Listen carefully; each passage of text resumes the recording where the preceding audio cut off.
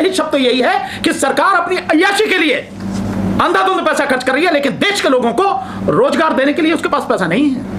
आप जो कह रहे हैं इतना शक्तिशाली व्यक्ति है कि उस शक्तिशाली व्यक्ति की सच कुछ भी बाहर आ जाए उससे टांगें कांपती हैं। इतना शक्तिशाली व्यक्ति है वो, इतना शक्तिशाली व्यक्ति है कि मीडिया के लोगों के जवाब देने से उसकी रूह तक कांपती है।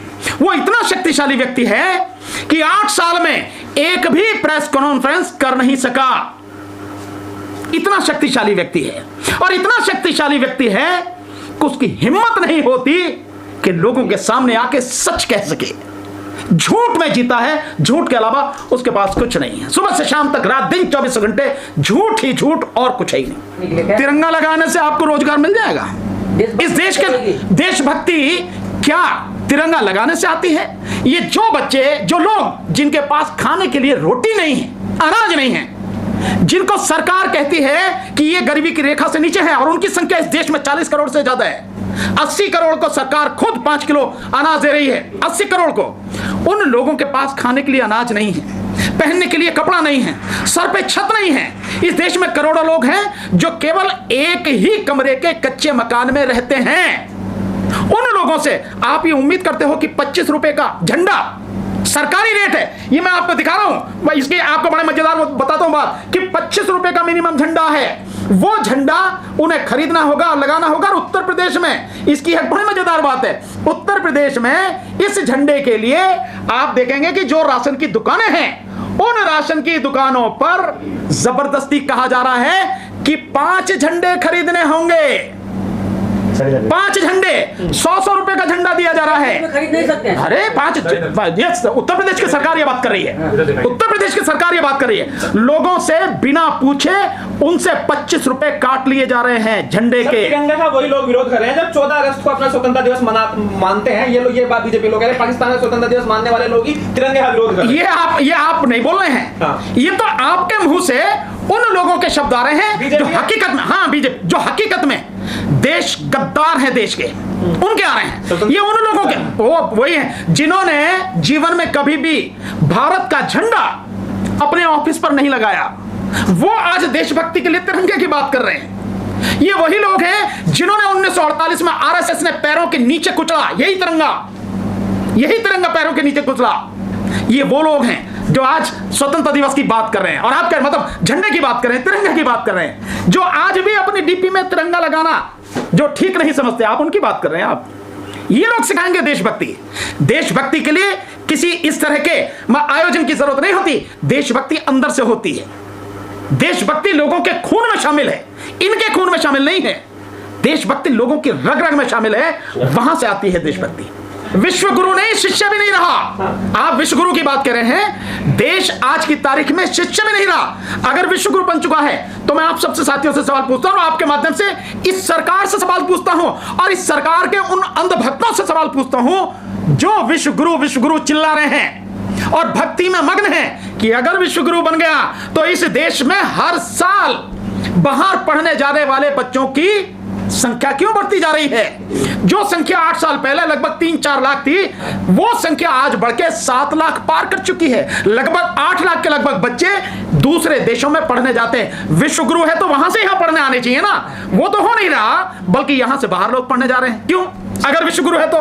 दूसरा, अगर ये देश विश्व गुरु बन गया और देश की जो इकोनॉमी, जो वर्ल्ड की जो 3-4 नंबर की जो इकोनॉमी है लगातार बढ़ रही है, तो इस देश को अब तक पिछले 8 सालों की बात बता रहा हूं मैं, मोदी सरकार की, इन 8 सालों में 10 लाख लोग देश को छोड़ के, भारत को छोड़ के विदेशों की नागरिकता क्यों ले ली उन्होंने? बताओ आप मुझे।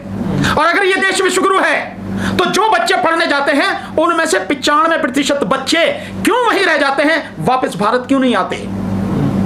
अगर ये विश्व गुरु है तो ये सिर्फ नौटंकी है, प्रचार माध्यम है, उनका जो आईटी सेल है उसके माध्यम से गलत प्रचार किया जाता है, और जो गोदी मीडिया है, जो गुलाम और दलाल मीडिया है, उसके माध्यम से ढोल पीटा जाता है कि सरकार ने ये कर दिया, बल्कि सच्चाई इससे कहीं अलग है। सर, आजादी अमृत महोत्सव मनाया जा रहा है, पूरा देश खुशी का माहौल है, आप कुछ तो पॉजिटिव बातें कीजिए। आज तो कम से कम पॉजिटिव बातें नहीं, हम तो पॉजिटिव ही बातें करें भाई। अगर मैं ये कह रहा हूं कि देश के बच्चों को रोजगार दो, तो इससे बड़ी पॉजिटिव बात कौन सी होगी? ये तो पॉजिटिव बात है।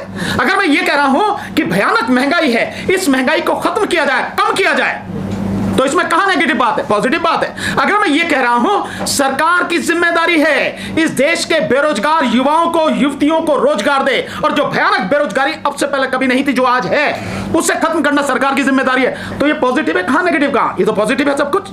क्या आप नहीं चाहते कि बच्चों को रोजगार मिले? क्या आप नहीं चाहते कि अच्छी शिक्षा मिले? क्या आप नहीं चाहते कि देश के नागरिक जो हैं उनको स्वास्थ्य सुविधाएं मिले?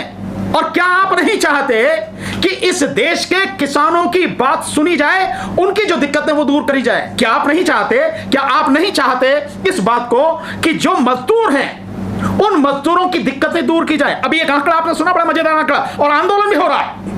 बड़ी मजेदार बात यह है कि आंदोलन भी हो रहा है, और आंदोलन इस बात के लिए हो रहा है कि मनरेगा के जो मजदूर हैं, जंतर मंतर पर चला, आपने खबर भी किया होगा कि मनरेगा के जो मजदूर हैं उनकी मजदूरी नहीं दी गई।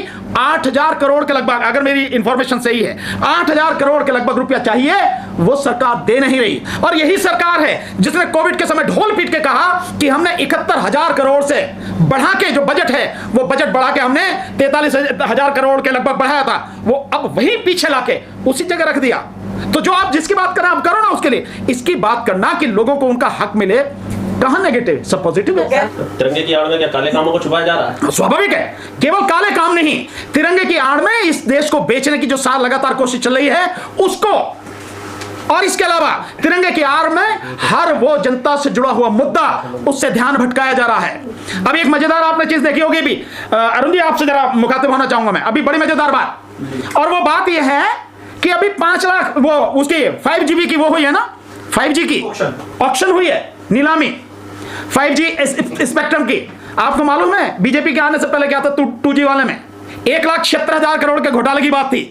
ये 5 लाख करोड़ से ज्यादा का जाना था 5G स्पेक्ट्रम, 5 लाख करोड़ से ज्यादा का, लेकिन गया कितने का है? 1.5 लाख करोड़ का। और आपको मालूम है उस 1.5 लाख करोड़ में से सरकार के खाते में कितना आएगा, हाथ में कितना आएगा? मात्र 13,887 करोड़ रुपए एक साल में। और ये कब तक आएगा बाकी नहीं जानते, और ये भी सब जो आएगा वो भी सरकारी बैंकों से लोन लेकर ही सरकार को दिया जाएगा। सरकार को दिया जाएगा बीजेपी के खाते में? हाँ, जो भी समझ लो आप, बीजेपी के खाते में, ये तो दिखाने के लिए सरकार के में आएगा। बाकी इस 1.5 लाख करोड़ में दिया गया है, उसके अलावा जो होगा उसमें से बंदर बांट होगी जो सरकार के खाते में आएगा, चाहे वो इलेक्टोरल बॉन्ड के माध्यम से हो और या किसी भी और माध्यम से हो। नहीं, पैसा देने के लिए है, लेकिन पैसा देने की, लोगों को पैसा देने की सरकार की नीयत नहीं है, अपनी अय्याशी के लिए पैसा है उनके पास। आप मुझे बताइए, अभी 3 महीने की एक रिपोर्ट आई है, उस रिपोर्ट के अनुसार जितना बजट था उस बजट से लगभग 3.25-4 लाख करोड़ रुपया फालतू खर्च हो गया। और उस रिपोर्ट में यह भी है कि जो पैसा खर्च हुआ है वो सरकारी जो अधिकारी कर्मचारी हैं उनके वेतन, पेंशन और उनके लिए जो भी होता है उस पर पैसा ज्यादा खर्च हुआ है, तकरीबन 5-5.5 लाख करोड़।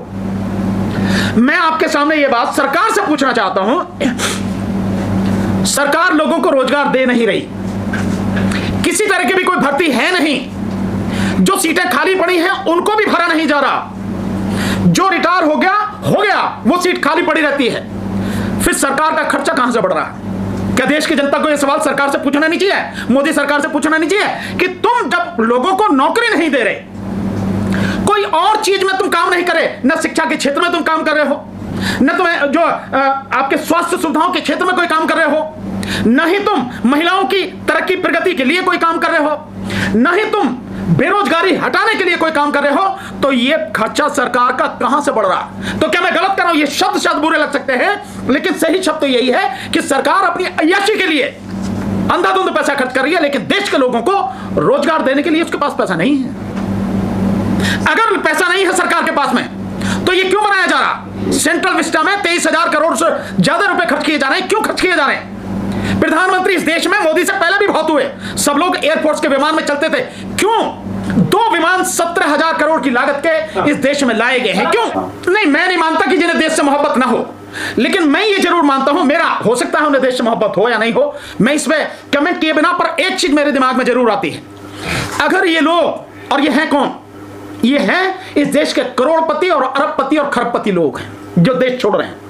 तो आपकी बात भी बहुत हद तक सही हो सकती है, पर मैं उससे अलग हटके एक बात कहना चाहता हूं। कम से कम ये जो लोग हैं इनको इस बात का एहसास जरूर हो चुका है कि भारत की स्थिति लगातार बिगड़ रही है और देश में कुछ भी हो सकता है।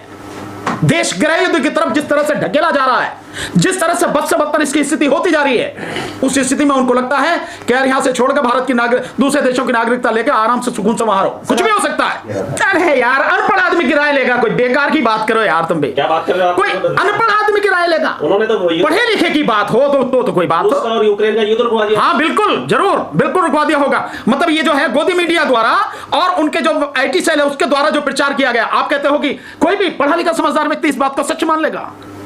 अगर रुकवा ही दिया होता तो फिर और भी सुविधाएं दिलवा दी होती ना, फिर उन लोगों की सुरक्षा भी करवा दी होती ना। वो बच्चे वहां से यहां क्यों आए? उन बच्चों को भी सुरक्षा करवा देनी थी।